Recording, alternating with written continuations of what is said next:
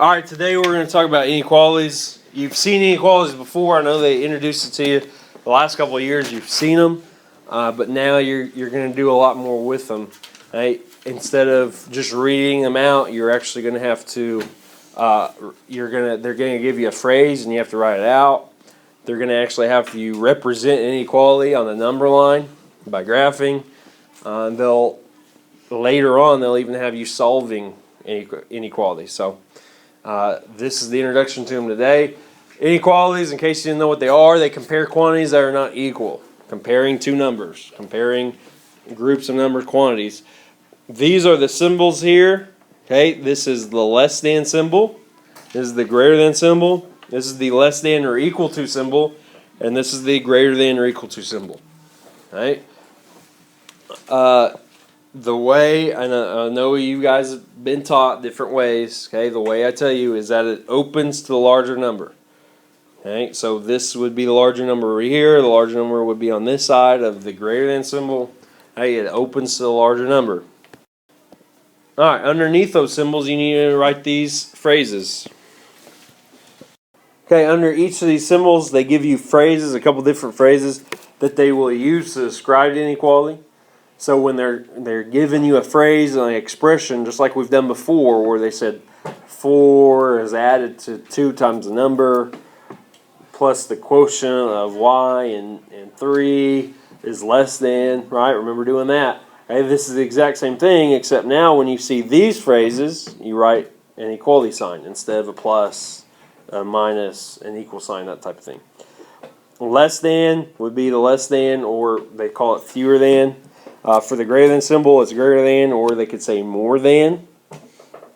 Greater than or less than or equal to, the next one here, hey, they're going to say at most, they'll say no more, or they'll just say less than or equal to. Here, they'll say at least, no less than, or greater than or equal to. Alright. You're going to do a bunch. This one says you must be at least 18 years old to vote. You need to draw an inequality that represents this. Well, when you see a phrase like this, what you do is you go back to your notes, just like we started early in the year, like day 2, right? And find the words that describe the symbols. It says you, so you can use just, anything as a variable. I just use x. Must be at least. When you see at least, go back to your notes. You see that's talking about the greater than or equal to sign. And then 18 will be on the other side. So this represents that you must be at least 18 years old to vote. Okay? You could be 19, you could be 20, you could be 25, 30, 40, any number bigger than 18 and you get to vote. Also, if you're 18, you get to vote because that's included. That's what this equal to means. All right? When there's a line underneath, it means it's or equal to. So you have to be at least 18 to vote. And that's all you got to do for these kind of problems. Alright, what you need to do is write true or false and then write this expression underneath. Alright, some of your homework you're going to see is it's going to ask you, is this a true or false statement?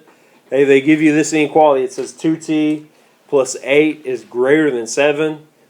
Okay, and then it tells you t is equal to negative 1. So plug in negative 1 for t and then work it out. And see if it's greater than 7. Which 2 times negative 1 is negative 2.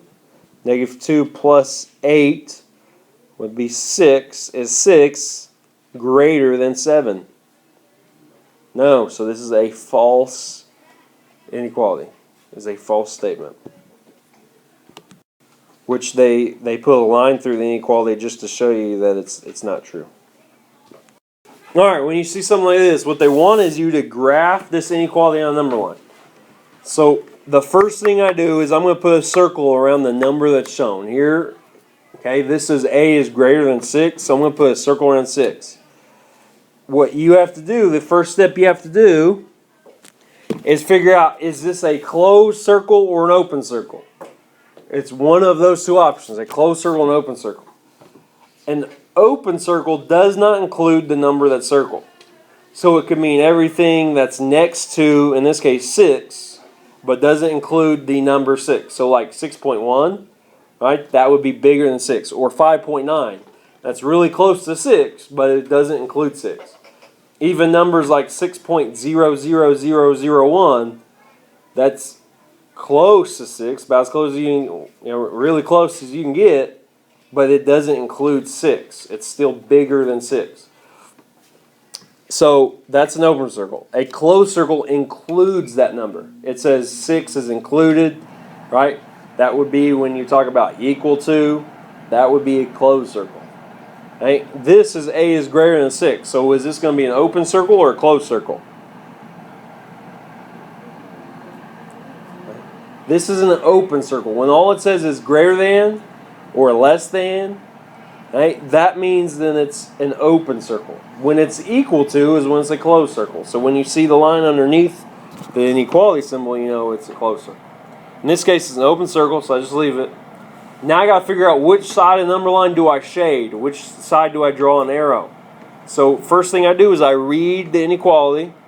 A is greater than 6. And then I ask myself, what is a number bigger than 6? 7. So I know that my arrow, the way I shade, is going to be on the right. So then I can draw my arrow going to the right, because this inequality represents any number that's bigger than 6. There is one thing I want to talk about, though, because I know you're going to do it. Because I know some of you have seen this before, that type of deal. So I want to address what everybody's going to do, just so you don't get it wrong, which someone's still going to get it wrong, but I'm hoping I solve a lot of your problems right now.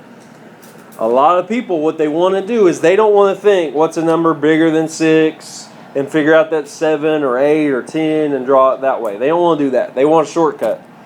So what they do is they say, hey, this arrow looks just like that arrow. So they draw the arrow based off this symbol. Well, I want to address that.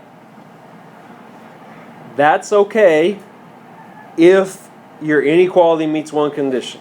I don't mind if you use this arrow to know that the arrow goes to the right, as long as you check this one thing. Right? The variable has to be on the left. If the variable's on the right, it actually points the wrong direction. And let me show you an example of that. Instead of writing A is greater than 6, they could have wrote this. 6 is less than A. Is this the same thing as this? Yes, it is. Yes, it is. A is greater than 6 is the same thing as 6 is less than A. They both show that A is the bigger number. And they will do this. They will put the variable on the right. But if you were to go with that same pattern of always following the arrow, and they give you this, which way would the arrow go? It would go to the left. Is that a true statement? Is 4 and 3 bigger than 6? No. So you just did it wrong. So that's why I have an issue with people using this arrow, because the book will switch it around. They won't always write it like this. They do that on purpose. Now, if you want, you see this, and you know that if you bring A to this side and 6 to this side and you flip the sign, now your variable's on the left, you can use that arrow. That's fine. But that seems like a lot of work to me. I would just say, hey, what's bigger than 6? Oh, 7, and go on. But everybody wants that shortcut, so they look for this arrow, and that's what the arrow they draw. Well, be aware that it doesn't always point to the right direction. It only points the right direction if the variable's on the left. Is that clear to everybody? Hey, don't be that person that makes that mistake on today's homework. Someone will, because they're not paying attention right now.